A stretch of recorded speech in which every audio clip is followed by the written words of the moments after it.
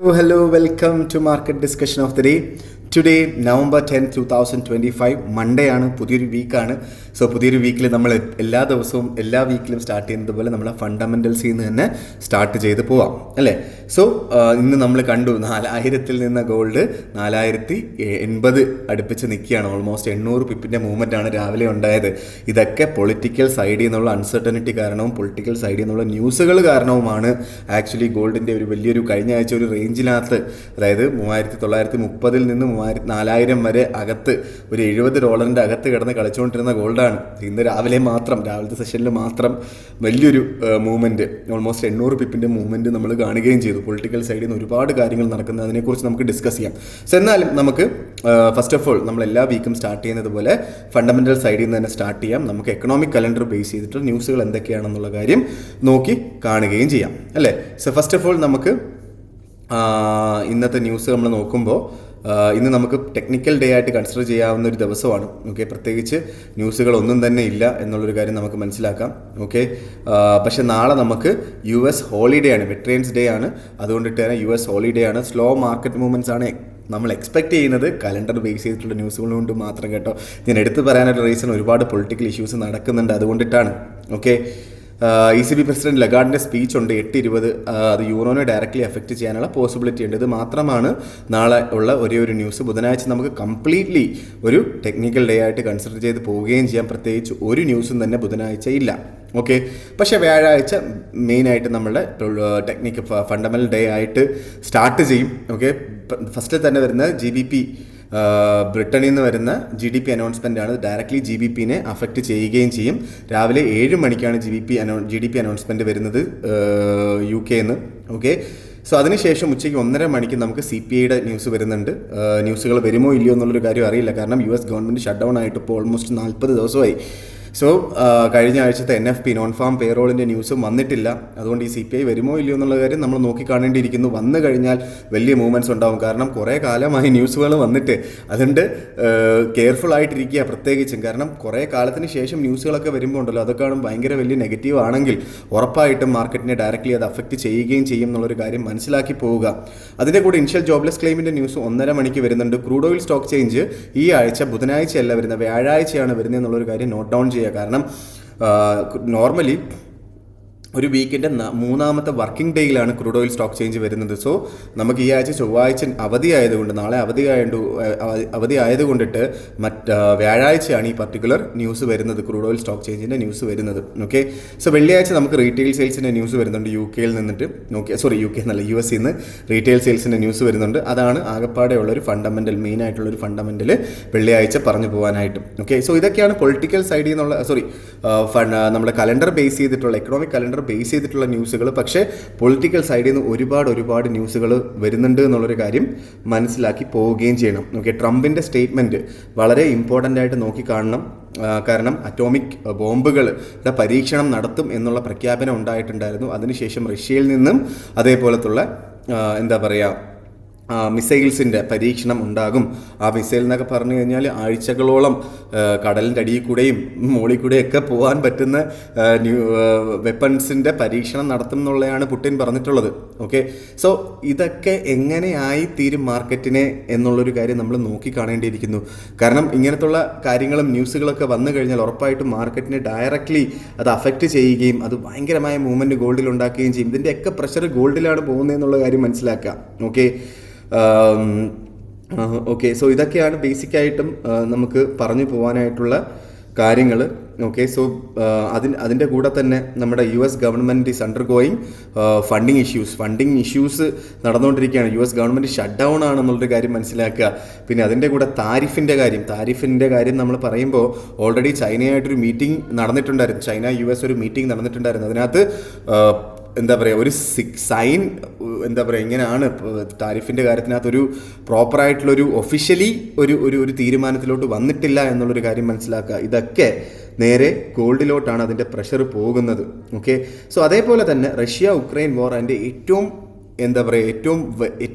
പീക്കിലാണ് നിൽക്കുന്നത്. ഭയങ്കരമായ ബോംബാർഡ്മെൻറ്റ് നടക്കുന്നുണ്ട്, ബോംബുകൾ ഇട്ട് വർഷിച്ചുകൊണ്ടിരിക്കുകയാണ്. ഓക്കെ, സോ അതിൻ്റെ ഈ ഒരു വർഷത്തിൻ്റെ അവസാനത്തോടു കൂടി 2025 അവസാനത്തോടു കൂടി വാർ അവസാനിപ്പിക്കാനായിട്ടുള്ള പ്രഷർ പുട്ടിൻ്റെ പുട്ടിൻ്റെ അടുത്തുണ്ട്. ഓക്കെ, പുട്ടിന് കിട്ടുന്നുണ്ട്. സോ അതുകൊണ്ടിട്ട് തന്നെ എത്രയും പെട്ടെന്ന് തീർക്കുക എന്നുള്ളൊരു കാര്യമാണ്. കഴിഞ്ഞ 2 ആഴ്ചയ്ക്ക് മുന്നേ ഉക്രൈൻ്റെ ഒരു ഭാഗം റഷ്യ പിടിച്ചെടുക്കുകയും ചെയ്തു അല്ലേ. സോ ഈ ന്യൂസുകളൊക്കെ നമ്മൾ അറിഞ്ഞിട്ടുണ്ട് എന്നുള്ളൊരു കാര്യം മനസ്സിലാക്കുക. അതേപോലെ തന്നെ എന്താ പറയുക, നാറ്റോയിൽ ഫണ്ടിങ് ഇഷ്യൂസ് ഉണ്ട് എന്നുള്ളൊരു കാര്യം, അങ്ങനത്തുള്ള ന്യൂസുകൾ വരുന്നുണ്ട്. ഓക്കെ, സോ ഇതെല്ലാം ആക്ച്വലി ഇപ്പം റഷ്യ ഉക്രൈൻ വാർ ബേസിക്കലി ഗോൾഡിനകത്ത് മാത്രം അത് ഉറപ്പായിട്ടും യൂറോയിനെ അഫക്റ്റ് ചെയ്യും. നാറ്റോയുടെ ആ ഒരു ഇഷ്യൂ അതും ഉറപ്പായിട്ടും യൂറോനെ ഡയറക്റ്റ്ലി അഫക്റ്റ് ചെയ്യും എന്നുള്ളൊരു കാര്യം കൂടെ മനസ്സിലാക്കുക. ഇതൊക്കെയാണ് പൊളിറ്റിക്കൽ സൈഡിൽ നിന്ന് നമ്മൾ ശ്രദ്ധിച്ച് പോകേണ്ട കാര്യങ്ങൾ. സോ ഇങ്ങനത്തുള്ള കാര്യങ്ങളൊക്കെ കൺസിഡർ ചെയ്യണം. പ്രത്യേകിച്ച് US സെഷനിലൊക്കെ ഈ കാര്യങ്ങളൊക്കെ നമ്മൾ കൺസിഡർ ചെയ്തിട്ട് വേണം ട്രേഡുകൾ കൊണ്ടുപോകാനായിട്ട്. കാരണം എന്തെങ്കിലും ഒരു അവസ്ഥ വന്നു കഴിഞ്ഞാൽ മാർക്കറ്റ് ഭയങ്കരമായിട്ടുള്ള മൂവ്മെൻറ്റുകൾ ഉണ്ടാകാനായിട്ടുള്ള പോസിബിലിറ്റി വളരെ കൂടുതലാണ് എന്നുള്ളൊരു കാര്യം മനസ്സിലാക്കിയിട്ട് വേണം ട്രേഡ് എടുക്കാൻ. അതുകൊണ്ടിട്ട് സ്റ്റോപ്പ് ലോസ് ഇല്ലാതെ ട്രേഡ് ചെയ്യാതിരിക്കുക എന്നുള്ളതാണ് എൻ്റെ ഏറ്റവും വലിയ റെക്കമെൻഡേഷൻ. നമ്മുടെ ക്യാപിറ്റൽ പ്രൊട്ടക്ഷനാണ് ഏറ്റവും ഇമ്പോർട്ടൻ്റ് ആയിട്ടുള്ള കാര്യം എന്നുള്ളതാണ് എനിക്ക് പറഞ്ഞു പോകാനായിട്ടുള്ളത്. ഓക്കെ, സോ ടെക്നിക്കൽ മാത്രം കൺസിഡർ ചെയ്ത് ട്രേഡ് എടുക്കാതിരിക്കുക. Okay, so coming to technical side, നമുക്ക് ടെക്നിക്കൽ സൈഡിലോട്ട് പോകുന്നതിന് മുന്നേ ആയിട്ട് നമ്മുടെ പുതിയ ബാച്ച് കഴിഞ്ഞ തിങ്കളാഴ്ച സ്റ്റാർട്ട് ചെയ്തിട്ടുണ്ടായിരുന്നു. ഫ്രീ ആയിട്ട് ഫോറക്സ് ട്രേഡിംഗ് പഠിപ്പിക്കുന്ന ബാച്ചാണ്. സോ അതിൻ്റെ ക്ലാസ് നടന്നുകൊണ്ടിരിക്കുന്നു. അടുത്ത തിങ്കളാഴ്ച അടുത്ത ബാച്ച് സ്റ്റാർട്ട് ചെയ്യുന്നതായിരിക്കും. 2 ടൈമിലായിട്ട്, രാത്രി ഇന്ത്യൻ ടൈമിംഗ് 7:30 മണിക്കും 10:30 മണിക്കുമായിട്ട് 2 ബാച്ചിലായിട്ടാണ് ഈ ഒരു ക്ലാസ് നടക്കുന്നത്. സോ 2 ആഴ്ച നീണ്ടു നിൽക്കുന്ന ക്ലാസ്സാണ്. ഒരു ബേസിക് ലെവലിലുള്ളൊരു ക്ലാസ്സാണിത് കേട്ടോ. ഒരു അഡ്വാൻസ്ഡ് ലെവലൊന്നുമല്ല, ഒരു ബേസിക് അണ്ടർസ്റ്റാൻഡിങ് കൊടുക്കുന്ന, ഫോറക്സ് മാർക്കറ്റിനെ പറ്റി ഒരു ബേസിക് അണ്ടർസ്റ്റാൻഡിങ് കൊടുക്കുന്ന ഒരു ക്ലാസ് മാത്രമാണിത്. ഓക്കെ, സോ ഇതിനകത്ത് ഒരുപാട് കാര്യങ്ങൾ കവർ ചെയ്ത് പോകും. എൻ്റെ ഡിസ്ക്രിപ്ഷൻ ബോക്സിൽ എൻ്റെ നമ്പർ ഉണ്ടാവും. എനിക്ക് മെസ്സേജ് അയച്ചു കഴിഞ്ഞാൽ ഞാൻ ഡീറ്റെയിൽ ആയിട്ടുള്ള കാര്യങ്ങളെല്ലാം നിങ്ങൾക്ക് പറഞ്ഞു തരികയും ബാക്കി കാര്യങ്ങൾ ഞാൻ കോർഡിനേറ്റ് ചെയ്യുകയും ചെയ്യും. ഒരേ ഒരു റിക്വസ്റ്റ് എന്താ വെച്ചാൽ, നിങ്ങൾ ആ ഒരു സമയത്ത് ഫ്രീ ആണെങ്കിൽ മാത്രം എനിക്ക് മെസ്സേജ് അയക്കുക എന്നുള്ളൊരു കാര്യം മാത്രമാണ്. കാരണം നമുക്ക് എന്താ പറയുക, പല ആൾക്കാരും വെറുതെ മെസ്സേജ് അയക്കുന്നുണ്ട്. പല ആൾക്കാർക്കും ആ ഒരു സമയത്ത് ഫ്രീ അല്ലാത്ത ആൾക്കാരും മെസ്സേജ് അയക്കുന്നുണ്ട്. 2 ആഴ്ച നിങ്ങൾക്ക് കംപ്ലീറ്റ് ആയിട്ട് കയറാൻ പറ്റുന്നുണ്ടെങ്കിൽ മാത്രം എനിക്ക് മെസ്സേജ് അയച്ച് പോവുകയും ചെയ്യാം. Okay, so coming to market discussion, coming to technical side. നമ്മുടെ ടെക്നിക്കൽ സൈഡിലോട്ട് നമ്മൾ പോകുമ്പോൾ ഫസ്റ്റ് ഓഫ് ഓൾ നമ്മൾ JPYയിലോട്ട് വരാം. JPY 154.122 എന്ന് പറയുന്ന റേഞ്ചിൽ നിൽക്കുന്നു. 154 മുകളിൽ കയറി കഴിഞ്ഞാൽ നമുക്ക് 154 സപ്പോർട്ട് ചെയ്യുകയും അവിടുന്ന് മുകളിലോട്ട് പോകും എന്നുള്ളതാണ് ഞാൻ നേരത്തെ പറഞ്ഞത്. പക്ഷേ മാർക്കറ്റ് 154 മുകളിലായിട്ട് കഴിഞ്ഞ ആഴ്ചയും കയറാനായിട്ട് ശ്രമിച്ചു. പക്ഷേ അതെല്ലാം ഒരു ഫോൾസ് ബ്രേക്കൗട്ട് ആയിരുന്നു എന്നുള്ളൊരു കാര്യം മനസ്സിലാക്കുക. സോ ഇതുവരെ നമുക്ക് ഒരു തീരുമാനങ്ങളുമായിട്ടില്ല. സേഫായിട്ട് നോക്കുകയാണെങ്കിൽ ഇന്ന് രാത്രി അവസാനിക്കുന്നത് 154 മുകളിലും നാളെ രാവിലെ ഇന്ത്യൻ ടൈമിംഗ് 7:30 മണിക്ക് നമുക്ക് 154 മുകളിലും ആണ് എങ്കിൽ നമുക്ക് അവിടെ നിന്ന് ബൈ ചെയ്ത് പോകുന്നതായിരിക്കും ഏറ്റവും ബെറ്റർ ആയിട്ടുള്ളൊരു ഓപ്പർച്യൂണിറ്റി. നേരെ മറിച്ച് മാർക്കറ്റ് എങ്ങാനും താഴെ വീണ് കിട്ടിയാൽ 152 അവിടെ കിട്ടിക്കഴിഞ്ഞാൽ ഈവൻ 153 അവിടെ നിന്നും ബൈ ചെയ്ത് മുന്നോട്ട് പോകാം കേട്ടോ. അതൊരു 100% ഉറപ്പുള്ള ഓപ്പർച്യൂണിറ്റി അല്ല. പക്ഷേ എന്നിരുന്നാലും 153 അവിടെ നിന്ന് ബൈ ചെയ്ത് പോവാം. അങ്ങനെ ബൈ ചെയ്യുന്ന ആൾക്കാർ വളരെ ചെറിയ ലോട്ട് സൈസ് എടുക്കുക. ഒരു ലോട്ട് ചെയ്യുന്ന ആൾക്കാർ 0.5 ലോട്ട് മാത്രം ചെയ്തിട്ട് ബാക്കി 152 അവിടെ കിട്ടിക്കഴിഞ്ഞാൽ അവിടുന്ന് ബാക്കി ലോട്ട് സൈസ് എടുക്കുക. അങ്ങനെയാണെങ്കിൽ സ്റ്റോപ്പ് ലോസ് വെക്കേണ്ടത് 151.40 താഴെയായിട്ട് സ്റ്റോപ്പ് ലോസും വെക്കുക. സോ ഇതാണ് എനിക്ക് JPYയിൽ USD JPYയിൽ പറഞ്ഞു തരാനായിട്ടുള്ള ഓപ്പർച്യൂണിറ്റി. 154 മുകളിൽ കയറി കഴിഞ്ഞാൽ അടുത്ത ഒരു റേഞ്ച് എന്ന് പറഞ്ഞാൽ 154 to 156 ആണ് എന്നും കൂടെ മനസ്സിലാക്കി പോവുക. ഓക്കെ, സോ ഇതാണ് എനിക്ക് JPYയിൽ പറഞ്ഞു പോകാനായിട്ടുള്ള കാര്യങ്ങൾ. നേരെ നമ്മളുടെ യൂറോയിലോട്ട് വരുമ്പം 1.15618 നമ്മൾ നേരത്തെ പറഞ്ഞതുപോലെ റഷ്യ ഉക്രൈൻ വാർ അതിൻ്റെ ഒരു പീക്കിൽ നിൽക്കുകയാണ് അല്ലേ. അതേപോലെ നാറ്റോയിൽ ഫണ്ടിങ് ഇല്ല എന്നുള്ളൊരു കാര്യങ്ങളൊക്കെ യൂറോയിൽ ഡയറക്റ്റ്ലി പ്രഷർ ഉണ്ടാക്കും. അതുകൊണ്ടിട്ട് തന്നെയാണ് മാർക്കറ്റ് ഇന്ന് ഓപ്പൺ ആയതിനു ശേഷം ഒരു ജംപ് ഡൗണിലാണ് മാർക്കറ്റ് ഓപ്പൺ ആയതെന്നുള്ള കാര്യം നമുക്ക് മനസ്സിലാക്കാനായിട്ട് പറ്റും അല്ലേ. സോ മാർക്കറ്റ് കഴിഞ്ഞ ആഴ്ച അവസാനിച്ചത് 1.1562 ഈ ആഴ്ച തുറന്നത് 1.1558 ഓക്കെ, ഓൾമോസ്റ്റ് ഒരു 10 പിപ്പോളം താഴെയാണ് സ്റ്റാർട്ട് ചെയ്തത്. പിന്നീട് മാർക്കറ്റ് താഴെ വരെ വന്നു. 1.15425 എന്ന് പറയുന്ന സപ്പോർട്ട് സോണിൽ വന്നിട്ട് സപ്പോർട്ട് ചെയ്ത് മുകളിലോട്ട് പോകുന്ന ഒരു കാഴ്ചയാണ് ഇപ്പോൾ കണ്ടുകൊണ്ടിരിക്കുന്നത്. നമുക്കറിയില്ല. ഓക്കെ, സോ കഴിഞ്ഞ ആഴ്ച നേരത്തെ ബൈ ചെയ്തിട്ടുള്ള ആൾക്കാരുണ്ട്. 1.1500 ബൈ ചെയ്തിട്ടുള്ള ആൾക്കാർ ഉറപ്പായിട്ടും ഇന്ന് 1.1590 ഒക്കെ എത്തിയപ്പം പകുതിയെങ്കിലും പാർഷ്യൽ പ്രോഫിറ്റ് എടുത്ത് മാറിയിട്ടുണ്ടെന്ന് ഞാൻ വിശ്വസിക്കുന്നു. ഓക്കെ, അങ്ങനെ എടുത്തിട്ടുള്ള ആൾക്കാർ നല്ല കാര്യം. കാരണം അൺസർട്ടൺ ആണ് ബേസിക്കലി നമ്മളുടെ GBP കുറിച്ച് പറഞ്ഞാൽ കുറച്ച് അൺസർട്ടൺ ആണ് അതിൻ്റെ കണ്ടീഷൻ. GBP അല്ല, യൂറോനെ കുറിച്ച് പറയുമ്പോൾ. ഓക്കെ, സോ വീണ്ടും നമുക്ക് 1.1500 അവിടെ കിട്ടിയാൽ ബൈ ചെയ്ത് മുന്നോട്ട് പോകും. സ്റ്റോപ്പ് ലോസ് വെക്കണം എന്നുള്ളത് നിർബന്ധം, അത്രേ ഉള്ളൂ. ഓക്കെ, കാരണം ഇതൊരു നമുക്കൊരു ഓപ്പർച്യൂണിറ്റിയാണ്. 1.1500 അവിടെ കിട്ടിക്കഴിഞ്ഞാൽ നമുക്കൊരു ലോങ്ങർ ടേമിലോട്ട് അറ്റ്ലീസ്റ്റ് ഒരു 1.1650 അല്ലെങ്കിൽ 1.1700 വരെയൊക്കെ നമുക്ക് ആ ഒരു ഓപ്പർച്യൂണിറ്റി പ്രതീക്ഷയും ചെയ്യാം, പ്രതീക്ഷ ഉണ്ടാക്കാം എന്നുള്ളതാണ് ഏറ്റവും വലിയൊരു അഡ്വാൻറ്റേജ്. ഓക്കെ, സോ ഇതാണ് നമ്മളുടെ യൂറോയിൽ എനിക്ക് പറഞ്ഞു പോകാനായിട്ടുള്ള ഓപ്പർച്യൂണിറ്റി. 1.1500 അവിടെ ബൈ, 1.1440 താഴെ സ്റ്റോപ്പ് ലോസ്. ഓക്കെ, GBPയിലോട്ട് വരുമ്പം നമ്മൾ നേരത്തെ പറഞ്ഞിട്ടുണ്ടായിരുന്നു 1.3100 അവിടെ നിന്നുള്ളൊരു ബൈ എൻട്രിയെ കുറിച്ച് നമ്മൾ സംസാരിച്ചിട്ടുണ്ടായിരുന്നു അല്ലേ. സോ അത് തന്നെയാണ് എനിക്ക് ഇപ്പോഴും പറയാനുള്ളത്. 1.3100 കിട്ടിക്കഴിഞ്ഞാൽ വീണ്ടും അവിടുന്ന് ബൈ ചെയ്ത് മുന്നോട്ട് പോകാം. കഴിഞ്ഞ ആഴ്ച 1.3100 ബൈ ചെയ്തിട്ടുള്ള ആൾക്കാരൊക്കെ ഓൾമോസ്റ്റ് 80 പിപ്പിൻ്റെ പ്രോഫിറ്റ് ഓൾറെഡി കിട്ടിയിട്ടുണ്ട് അല്ലേ. സോ ആ പ്രോഫിറ്റ് എടുത്ത് മാറുക എന്നുള്ളതാണ് GBPയിൽ പ്രോഫിറ്റ് എടുത്ത് മാറണം എന്നുള്ള ആൾക്കാർക്ക് മാറാം, ഇല്ല എന്നുള്ള ആൾക്കാർക്ക് ലോങ്ങർ ടേമിലോട്ട് ട്രേഡ് ചെയ്ത് മുന്നോട്ട് പോവുകയും ചെയ്യാം. GBPയുടെ കാര്യം പറയുകയാണെങ്കിൽ കഴിഞ്ഞ ആഴ്ച അവസാനിച്ചത് 1.3140 മുകളിലാണ്. അതാണ് ഒരു മേജറായിട്ടുള്ള റെസിസ്റ്റൻസ് ആയിട്ട് നേരത്തെ സപ്പോർട്ടായിട്ട് പണ്ട് ആക്ട് ചെയ്തുകൊണ്ടിരുന്ന സംഭവം. അതിൻ്റെ താഴെ കഴിഞ്ഞ ആഴ്ച മൂവ് ചെയ്യുകയും 1.300 വരെ മാർക്കറ്റ് പോവുകയും ചെയ്തു. അപ്പോഴും നമ്മൾ അവിടുന്ന് ബൈ ചെയ്യണമെന്ന് പറഞ്ഞില്ല. 1.3100 മുകളിൽ മാർക്കറ്റ് കയറിയതിന് ശേഷം മാത്രം ബൈ ചെയ്യാനായിട്ടാണ് പറഞ്ഞത്. അങ്ങനെ ബൈ ചെയ്തിട്ടുള്ള ആൾക്കാർക്കൊക്കെ ഇപ്പം നല്ലൊരു പ്രോഫിറ്റിലാണ് എല്ലാവരും ഉള്ളത്. ഓക്കെ, സോ ഇവിടുന്ന് നമ്മൾ എക്സ്പെക്ട് ചെയ്യാൻ പറ്റുന്ന ഒരു ടേക്ക് പ്രോഫിറ്റ് അല്ലെങ്കിൽ 1.3300 വരെ ഈസി ആയിട്ട് എത്താനായിട്ടുള്ള പോസിബിലിറ്റിയാണ് ഉള്ളത്. അതിൻ്റെ മുകളിലോട്ട് പോയാൽ 1.3500 വരെയാണ് മാർക്കറ്റിൻ്റെ ഒരു ലോങ്ങർ ടേമിലോട്ട് അല്ലെങ്കിൽ ഒരു 2 ആഴ്ച കൊണ്ട് എത്തിച്ചേരാനായിട്ട് പോസിബിലിറ്റി ഉള്ളത്. ഓക്കെ, സോ അവിടുന്ന് ബൈ ചെയ്തിട്ടുള്ള 1.3100 ബൈ ചെയ്തിട്ടുള്ള ആൾക്കാർ അവരുടെ പൊസിഷൻസ് ഹോൾഡ് ഓൺ ചെയ്ത് മുന്നോട്ട് പോകുന്നതായിരിക്കും ബെറ്റർ ആയിട്ടുള്ളൊരു കാര്യം. പക്ഷേ ഇതിൻ്റെ ഇടയ്ക്ക് നമ്മളുടെ GDP അനൗൺസ്മെൻ്റ് ഉണ്ട്. ഈ വ്യാഴാഴ്ചയാണ്, അത് നിർണായകമായിരിക്കും. ഓക്കെ, ആൾക്കാർ എക്സ്പെക്ട് ചെയ്തുകൊണ്ടിരുന്നത് മാർക്കറ്റ് താഴോട്ട് പോകാനായിട്ടുള്ള വൺ ഓഫ് ദ റീസൺ ആൾക്കാർ എക്സ്പെക്ട് ചെയ്തു ഫെഡ് ഇൻട്രസ്റ്റ് റേറ്റ് കുറച്ചപ്പം 4.25% ഇന്ന് 0.25 കുറച്ചു 4% ആക്കി. So normally fed interest rate കുറച്ച് കഴിഞ്ഞാൽ നമ്മുടെ GBP UK-യും ഇൻട്രസ്റ്റ് റേറ്റ് കുറയ്ക്കും. ഓക്കെ, സോ 4-ൽ നിന്ന് 3.75 ആകും എന്നുള്ളൊരു എക്സ്പെക്ടേഷനിലായിരുന്നു മാർക്കറ്റ് താഴോട്ട് പോയെന്നാണ് ഞാൻ വിശ്വസിക്കുന്നത്. വൺ ഓഫ് ദ റീസൺ കേട്ടോ. സോ അത് പോയിട്ടില്ല.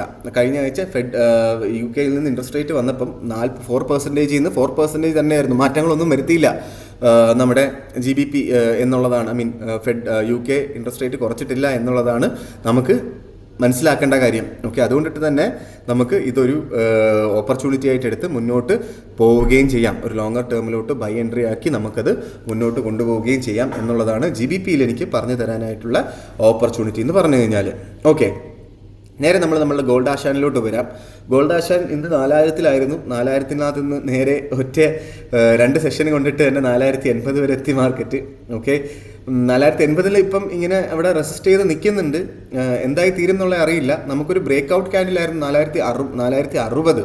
ഓക്കെ, സോ 4060 ഒരു ബ്രേക്ക് ഔട്ട് ആയിരുന്നു. 4060 അവിടെ കിട്ടിയാൽ നമുക്കിനി 4060 അവിടെ കിട്ടിയാൽ പ്രോപ്പറായിട്ടുള്ളൊരു എൻട്രി ഉണ്ട്. ഓക്കെ, സോ ആ എൻട്രി എടുത്ത് പോവുക. എൻട്രി എടുക്കുമ്പോൾ ശ്രദ്ധിക്കേണ്ട കാര്യം സ്റ്റോപ്പ് ലോസ് ടൈറ്റായിട്ട് ഇടണം എന്നുള്ള ആൾക്കാർക്ക് 4045 താഴെയായിട്ട് നമുക്ക് സ്റ്റോപ്പ് ലോസ് ഇടാം. ഓക്കെ, ഇച്ചിരി ടൈറ്റായിട്ട് ഇടണം, ഇച്ചിരി സേഫായിട്ട് ഇടണം എന്നുള്ള ആൾക്കാർക്ക് $4030 $25 ഒക്കെ സ്റ്റോപ്പ് ലോസ് ഇട്ട് പോവുകയും ചെയ്യാം.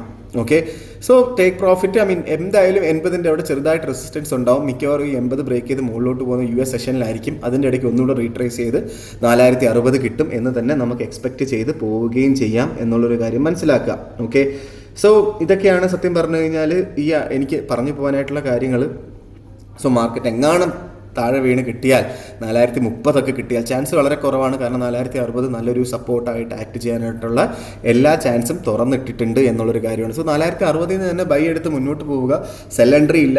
4080 റെസിസ്റ്റൻസ് ഉണ്ട്. 4080 സെൽ എടുക്കണമെന്ന് വെച്ചാൽ ഒരിക്കലും എടുക്കരുതെന്ന് ഞാൻ പറയത്തുള്ളൂ. കാരണം മാർക്കറ്റിൻ്റെ ട്രെൻഡിന് ഓപ്പോസിറ്റ് ആയിട്ട് പോവാതിരിക്കുക എന്നുള്ളതാണ് എൻ്റെ റെക്കമെൻഡേഷൻ. ഓക്കെ, സോ ഗോൾഡിന് 4060 എന്നുള്ളൊരു ബൈ ആണ് എനിക്ക് എക്സ്പെക്ട് ചെയ്യാൻ അല്ലെങ്കിൽ എനിക്ക് നിങ്ങൾക്ക് പറഞ്ഞു തരാനായിട്ടുള്ള ഒരേ ഒരു ഓപ്പർച്യൂണിറ്റി എന്ന് പറഞ്ഞു കഴിഞ്ഞാൽ. ഓക്കെ, സോ ഇതൊക്കെയാണ് ഇന്നത്തെ ദിവസത്തെ മാർക്കറ്റ് ഡിസ്കഷനിൽ പറഞ്ഞു പോകാനായിട്ടുള്ള കാര്യങ്ങൾ.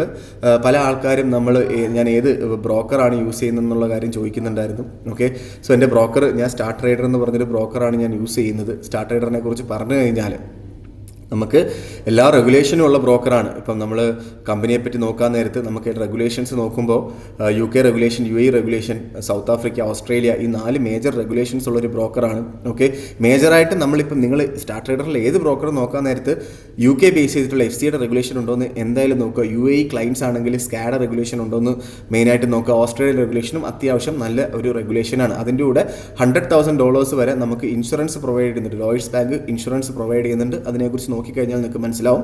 ടൈറ്റ് ആയിട്ടുള്ള സ്പ്രെഡും സ്വാപ്പ് ഫ്രീ അക്കൗണ്ട്സ് ഇവർ പ്രൊവൈഡ് ചെയ്യുന്നുണ്ട്. അതിൻ്റെ കൂടെ ഡെപ്പോസിറ്റ് ബോണസ് ആണ് ഇവരുടെ ഏറ്റവും ഇമ്പോർട്ടൻ്റ് ആയിട്ടുള്ള ഏറ്റവും നല്ലൊരു സംഭവം. എന്ന് വെച്ചാൽ ആദ്യത്തെ UK ക്ലയൻസിനാണെങ്കിൽ ആദ്യത്തെ $1,000 100%, 1000 ഇട്ടാൽ $2,000 ട്രേഡ് ചെയ്യാം. ബാക്കി എത്രയാണോ ഇടുന്നത് അതിൻ്റെ 20% ബോണസും കിട്ടും. ഫോർ എക്സാമ്പിൾ, ഒരാളൊരു $5,000 ഇൻവെസ്റ്റ് ചെയ്യുന്ന ഒരാൾക്ക് ആദ്യത്തെ $1,000 100%, അതായത് $1,000 അവിടെയും കിട്ടും. Total 4,000 20%, almost $800. സോ $6,800 ട്രേഡ് ചെയ്യാം $5,000 ഡെപ്പോസിറ്റ് ചെയ്യുന്ന ഒരാൾക്ക്. ഓക്കെ, സോ നേരെ മറിച്ച് ഇന്ത്യൻ ക്ലയൻസ് ആണെങ്കിൽ ആദ്യത്തെ $500 50%, ടോട്ടൽ ഡെപ്പോസിറ്റ് 20% ആയിരിക്കും കിട്ടുന്നത്. സോ ബേസിക്കലി ഒരു $500 ഡെപ്പോസിറ്റ് ചെയ്യുന്ന ഒരാൾക്ക് $750 ട്രേഡ് ചെയ്യാം. ഓക്കെ, സപ്പോസ് ഒരു $1,000 ഡെപ്പോസിറ്റ് ചെയ്യുന്ന ഒരാളാണ് എങ്കിൽ ടോട്ടൽ ആ 500ൻ്റെ 50% എന്ന് പറയുന്ന $250, ടോട്ടൽ ബാക്കിയുള്ള 500ൻ്റെ 20% എന്ന് വെച്ച് കഴിഞ്ഞാൽ ഓൾമോസ്റ്റ് ഒരു $100, അതായത് $1,350 $1,000 ഇടുന്ന ഒരാൾക്ക് ട്രേഡ് ചെയ്യാം എന്നുള്ളതാണ് അതിൻ്റെ അടുത്ത് ഏറ്റവും വലിയൊരു അഡ്വാൻറ്റേജ്. പക്ഷേ ഇതൊന്നുമല്ല ഏറ്റവും ഇമ്പോർട്ടൻ്റ് ആയിട്ടുള്ള കാര്യം. സബ്സിക്വൻറ്റ് ഡെപ്പോസിറ്റ് എപ്പോഴൊക്കെ ഡെപ്പോസിറ്റ് ചെയ്യുന്നോ അപ്പോഴൊക്കെ നമുക്ക് ഈ 20% ബോണസ് കിട്ടും എന്നുള്ളത് ഭയങ്കരമായിട്ടുള്ളൊരു എക്സ്ട്രാ അഡ്വാൻറ്റേജ് ആണ് എന്നുള്ളൊരു കാര്യം കൂടെ മനസ്സിലാക്കുക. സോ സ്റ്റാർ ട്രേഡറിൽ നിങ്ങൾക്ക് അക്കൗണ്ട് സ്റ്റാർട്ട് ചെയ്യണം എന്നുള്ള എല്ലാ ആൾക്കാർക്കും എൻ്റെ ഡിസ്ക്രിപ്ഷൻ ബോക്സിൽ സ്റ്റാർ ട്രേഡറിൻ്റെ ലിങ്ക് കൊടുത്തിട്ടുണ്ടാവും. ദുബായ് ക്ലയൻസിന് പ്രത്യേക ലിങ്കാണ്. ആ ലിങ്ക് ഞാൻ പ്രൊവൈഡ് ചെയ്തിട്ടുണ്ട്. ഓക്കെ, സോ ആ ലിങ്ക് ത്രൂ തന്നെ ചെയ്ത് പോയിട്ട് എനിക്ക് പേഴ്സണലി മെസ്സേജ് അയച്ചു കഴിഞ്ഞാൽ നിങ്ങൾക്ക് അക്കൗണ്ട് സ്റ്റാർട്ട് ചെയ്യാനായിട്ടുള്ള ഹെൽപ്പും ഞാൻ ചെയ്തു തരാം. അതേപോലെ തന്നെ നമുക്ക് അവിടെ കസ്റ്റമർ സർവീസിനും നമുക്ക് മലയാളീസ് ആയിട്ടുള്ള ആൾക്കാരെ ഞാൻ കണക്ട് ചെയ്ത് തരണമെങ്കിൽ തരികയും ചെയ്യാം എന്ന് പറഞ്ഞുകൊണ്ട് ഇന്നത്തെ ദിവസത്തെ മാർക്കറ്റ് ഡിസ്കഷൻ, ഇവിടുത്തെ ലൈറ്റ് വീണ്ടും പോയി, മാർക്കറ്റ് ഡിസ്കഷൻ ഞാൻ കൺക്ലൂഡ് ചെയ്യാണ്. ഓക്കെ, സോ മാർക്കറ്റ് ഡിസ്കഷനായിട്ട് നമ്മൾ